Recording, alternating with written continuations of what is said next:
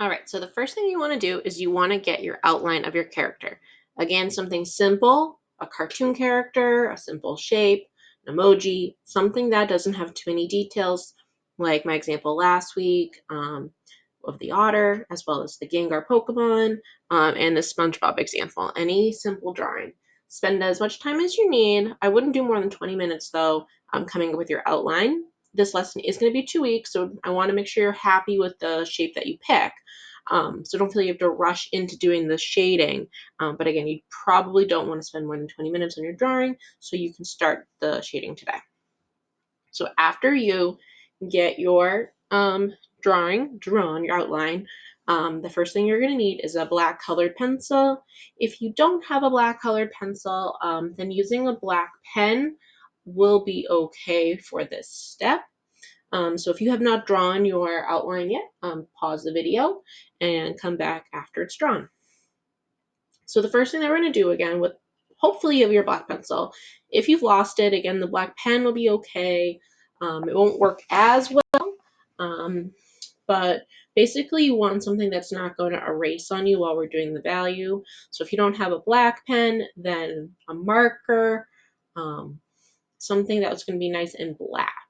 If you have nothing else, go for a crayon, but a crayon would be last on my list. Alright, so again, what you're going to do is you're just going to go over all of your lines.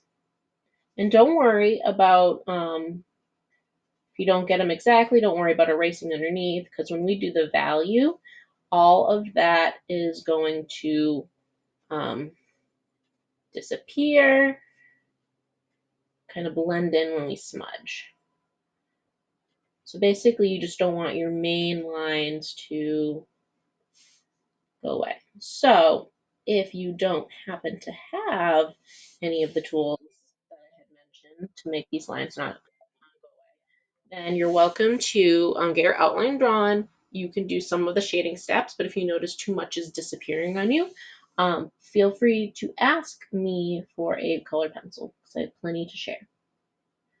Ready. So again, you're just gonna go through, outline your shape. Now notice how anything that was just like a dot, like the cheeks, or here with the eyelashes, if it's not a space that needs to be filled in, like his sponge dots, I'm going to fill in, but I don't need to fill in the dots on his cheeks. They're so tiny, or his eyelashes are just lines. You can just do those in lines.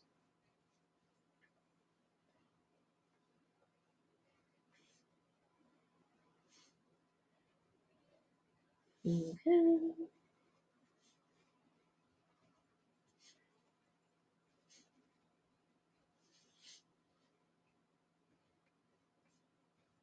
And I'm not pushing down super hard. Don't worry about pushing down super hard.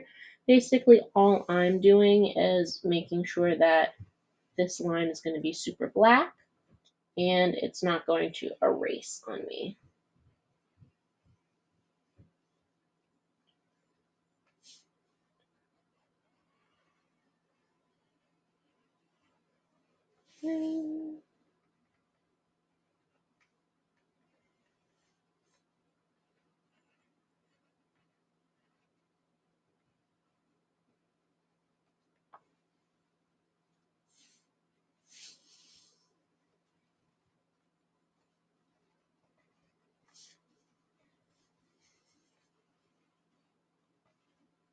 Now go slow with this because again, whatever tool you're using most likely can't be erased. So you really want to make sure that you take your time and you really slowly outline your shape carefully.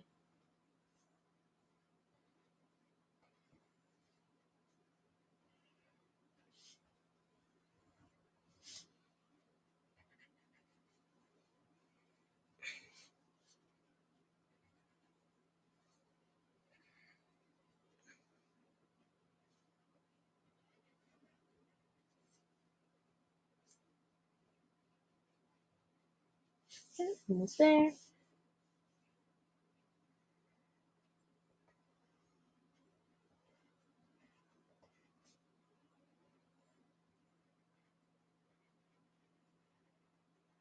So when we go into shading, we're not going to worry about how In SpongeBob, we're not worried about his shoes being darker than his face. Everything is just going to be kind of a flat gray tone. Um, Again, the point of this is practicing our value scales rather, not super accurate tones. We'll get more into that a little bit when we do our observational drawing project. Ready. So, there we go. There's SpongeBob all nice and outlined. The next step is going to be using a pencil again. So put away your non-erasable tool, whatever it was, and get your pencil back out. What we're going to do is we're going to draw the diagonals. So, let me just show my pencil.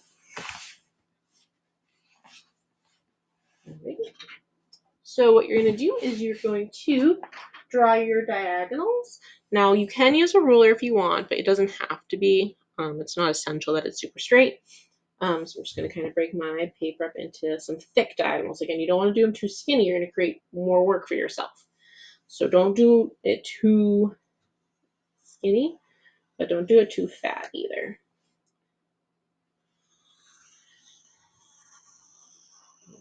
So about that size is probably pretty good.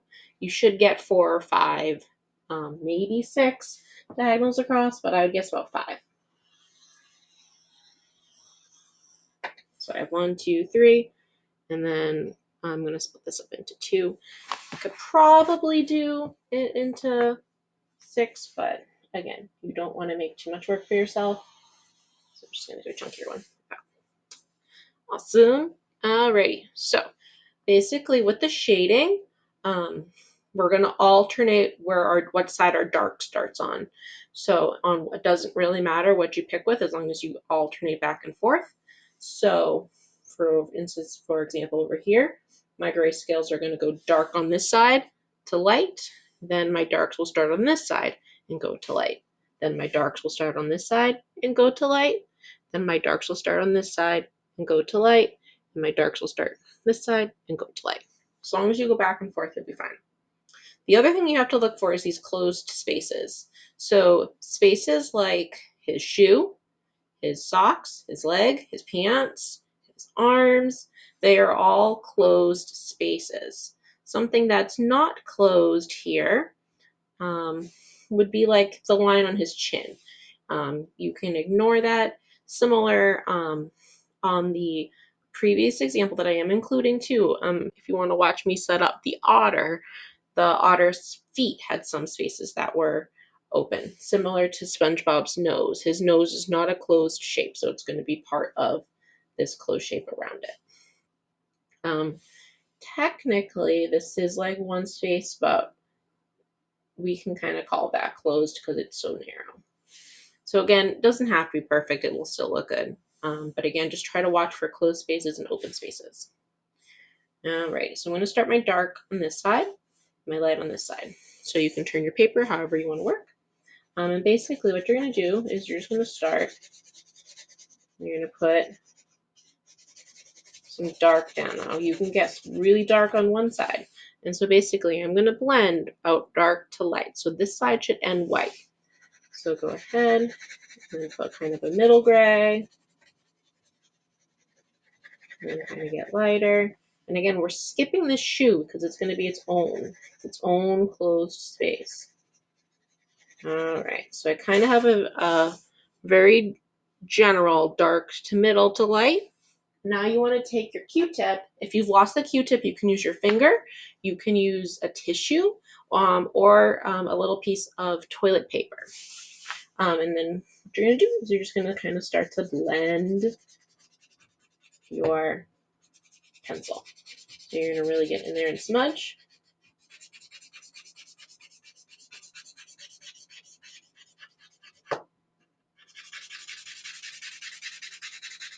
You're going to smudge the whole thing down.